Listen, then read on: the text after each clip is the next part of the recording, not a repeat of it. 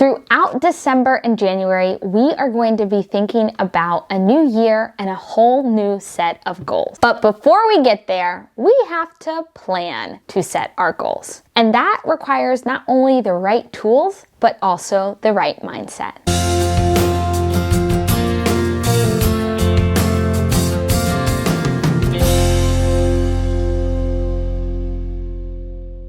Hey y'all, it's me, Lauren, here with Plan with Lore. And we are in the final stretch of 2020. What a year it's been. And for many of us, we've either already started to think about and plan our new 2021 goals, or we are right in that process about to start. If you are heading into our new year for the first time setting goals, congratulations. It's a huge step. And goal setting has made such a significant difference in my life. Before we jump into the video, I wanted to give a couple quick basic information for those who may be new to our planner community. While you don't need a specific goal setting system to set goals, many people opt to use some sort of a goal planner to assist them in setting goals. If you have no idea what I'm talking about, check out this video, which talks about 5 different goal planners or journals that you can use as you head into the new year. But whether you are using a dedicated system or not, this video is to help you start thinking not only about setting your goals, but about creating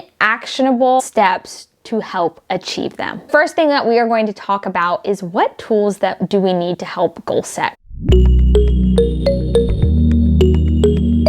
Now, goal setting for some will be a one-time thing that they do, and for others, maybe something that you do a couple different times, or maybe even something that you're doing each quarter as you are changing your goals to fit the season of life that you are in. Tools are gonna look different from everybody, but one of my suggestions is whenever you are sitting down to goal set, make sure that you are in a comfortable place that is going to help spark creativity, reflection, all of the things that we need to do as we sit down and think about our goals. So some of the tools that I recommend. The first one, a glass of wine, or honestly, whatever your drink of choice is. My second recommendation is your favorite playlist. I like to turn off my phone while goal setting. I turn on a playlist with some of my favorite songs so that, again, I'm in a space of happiness, a space of creativity, and a space that I am enjoying being in. The goal setting process should be enjoyable, right? Next, none of these should come as surprises. Whatever your favorite pen is, I always tried to bring some highlighters,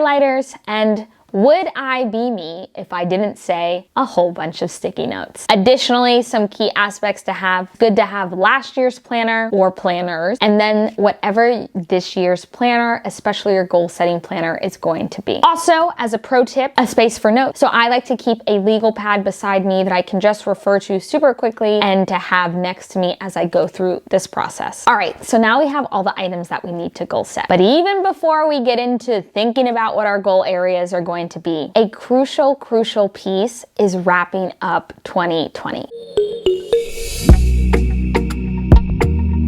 And what I mean by that is anytime I talk about starting a new planner, a huge concept that I also mention is closing out our old planner. And in planner terms, this would mean taking out old papers or anything that we're storing in the planner and transferring it over into the new planner. And this is exactly what we are going to do with our goals as well. We need to revisit the goals that we set last year and see the ones that we achieved and really look into what helped us achieve those. And then we need to see the ones that maybe we didn't achieve in the way that we thought we were going to. And then reevaluate, is that something that we want to bring into the new year? Or why did we maybe not fully complete that goal? Now, here is when all of the supplies that I talked about, especially that sticky note and that extra piece of paper, come into play. We are going to write down some of these major key themes, these thoughts, these ideas as we are going through and we are flipping through our old systems to see what worked and what didn't work. If there's a key theme that keeps coming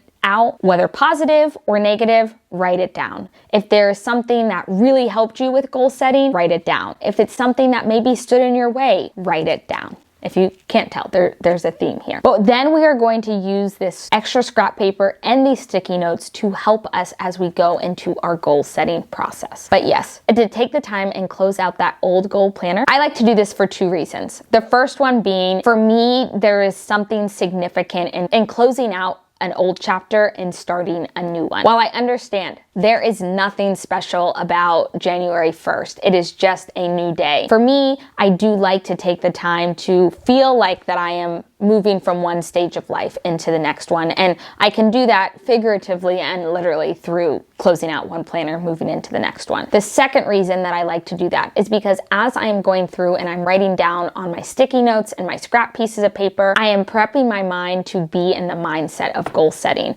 I'm thinking strategically about what worked and what didn't work. And then because I took the time to go through my old planner and see what worked and what didn't work, I'm already starting to think about new goals that I want to set and new ambitions that I have. I'm in a space of reflection and creativity, and that lends well as we go further along into this process. So we spent the time to wrap up our past year, 2020, as we look forward to the new year, 2021. And now it is time to start thinking about the areas in our life that we want to goal set in.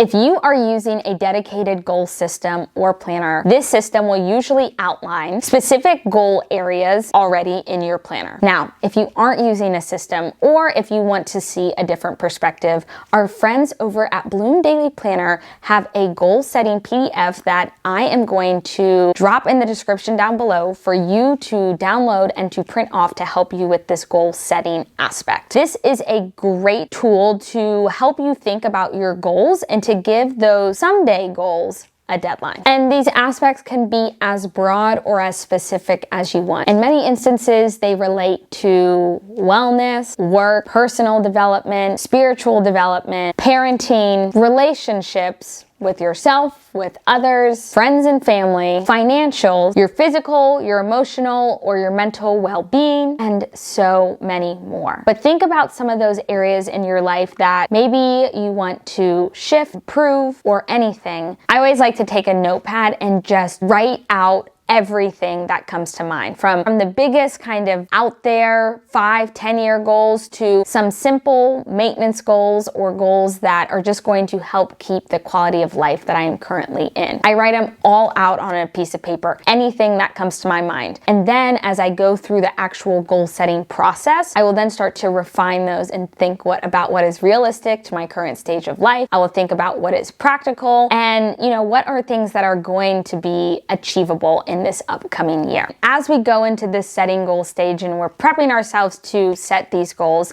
I'm going to give you guys some questions for reflection to think about and use these answers to help form your goals for the next year. First off, we have, what is something that you accomplished this year? Understand the habits and circumstances that allowed you to achieve this goal and see how you can incorporate these successful routines or something similar into your next year's plans. Think about, what is one thing that you've wanted to do but may have always been afraid of? Identify the things that scare you the most and break them down. Next, what is your current stage of life? You hear me say it all the time. Planners, goals, whatever it may be, need to align to the stage of life that you are in. Some goals are better suited for different phases of life. And so when you are setting goals, make sure that they are realistic and relevant to your values and priorities at your current stage of life. Yes, we can use goals to help us think about the person that we want to be in the future. However, when we set goals, we need to set them to the realities that we are living now. So use those 3 questions of reflection to be the framework as you set up your goals. Now, as we round out here, I have a couple of things for y'all. The first one is tips to set you up for success with your goals and as you go through your goal setting process. I've talked a lot about setting realistic goals, but a lot of setting those realistic goals doesn't mean that you need to compromise on the goals you have. A lot of the time, it's just reframing them. For example, I'm a runner. Well, not so much in quarantine, but Prior to that, I was. So one of my goals for the next year is to run a half marathon. However, I know since I haven't run in over 6 months that my pace probably isn't the same as what it used to be. Instead of saying that I want to run a half marathon at this certain pace, what I'm going to say is that I just want to complete a half marathon. This makes this goal realistic because I know I've run a half marathon before and I can train to get there. However, I am not only saying that my goal is achievable if I do it at a certain pace or at a certain standard. What I'm saying is that my goal is to run a half. So no matter what time I run it, whether I walk it, I just want to get that mileage and that distance in. The idea of reframing has been something that has made goal setting for me a lot more enjoyable because I am not saying that I am only successful if I meet my certain goal at a very specific time or within a very specific confines, but overall that these are just things that I think that are going to help improve my life. And so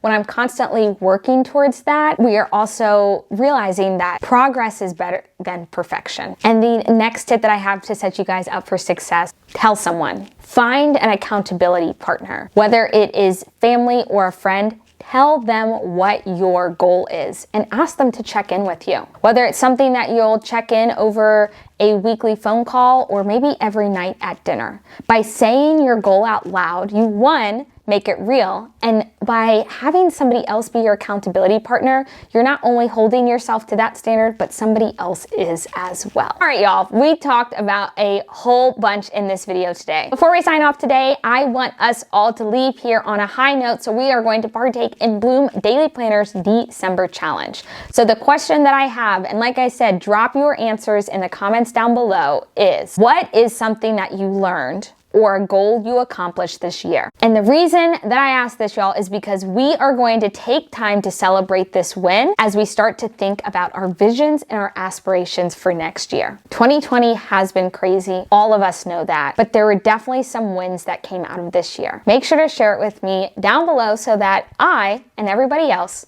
can cheer you on and celebrate you. All right, y'all, now that is all that I have for the video today. I hope y'all found this helpful and informational. If you are new here, welcome. I hope you decide to hit that red subscribe button and stick around. I talk about all things planning, productivity, and how to use the resources that you have to plan today for a better tomorrow. I upload new videos every Monday and Thursday, and if you want to see some more of my content or get in contact with me, make sure to check out the description down below. As always, y'all, my name is Lauren here with Plan with Laura, and I'll see y'all next time.